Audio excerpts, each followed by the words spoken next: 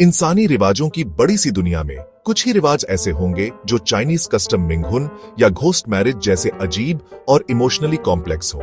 ये सिर्फ एक सिंबॉलिक जेस्चर नहीं है, बल्कि एक गहरा रीति रिवाज है जो दो मरे हुए लोगों को जोड़ता है, या कभी कभी एक जिंदा इंसान को मरने के बाद की दुनिया की किसी आत्मा से।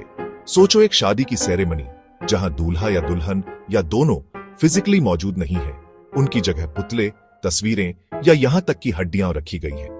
ये एक ऐसा रिवाज है जो प्यार, परिवार और जिंदगी और मौत के बीच की बाउंड्री को लेकर हमारी मॉडर्न सोच को चैलेंज करता है। एक ऐसी कहानी बुनता है जो हॉन्टिंग, दुखद और अजीब तरीके से टेंडर भी है। इस रिवाज की हिस्टोरिकल रूट्स हजारों साल पुरानी है। इसके सबूत जोउ डायनेस्टी से मिलते हैं, जो लगभग 1046 से 256 बीसी तक थी। शुरुआत में यह रिवाज सिर्फ एलीट क्लास के लिए था, रॉयल्टी और नोबिलिटी जो ये पक्का करना चाहते थे कि उनके मरे हुए अनमैरिड बच्चे स्पिरिट वर्ल्ड में अकेले न रहे।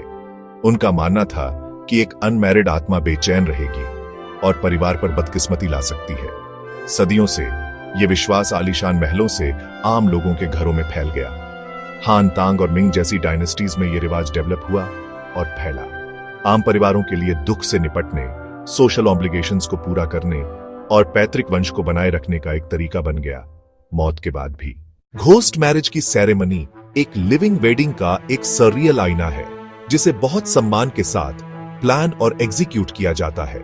ये प्रोसीडिंग्स अक्सर एक फॉर्मल प्रपोजल से शुरू होती है। एक बार सहमत होने के बाद दहेज तैयार किया जाता है, जिसमें नौकरों, घरों, कारों और पैसे के पेपर एफिजी शामिल हो सकते हैं। इन सभी को जलाया जाता है ताकि वे स्पिरिट वर्ल्ड में इस्तेमाल हो सकें।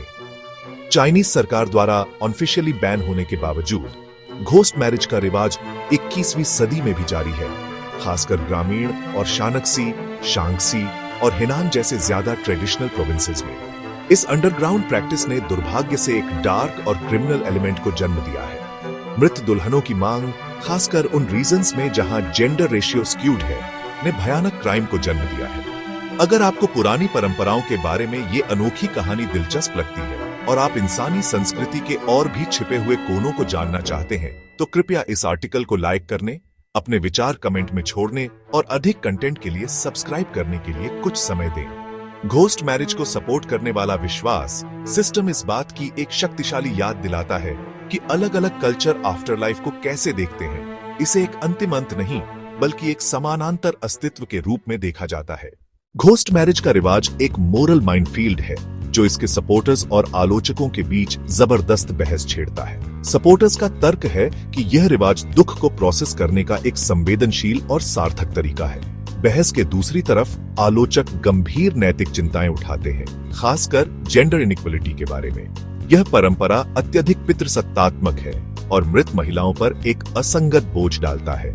आखिरकार चीन में घोस्ट मैरिज का भविष्य सांस्कृतिक संरक्षण और नैतिक प्रगति के बीच एक नाजुक संतुलन में लटका हुआ है।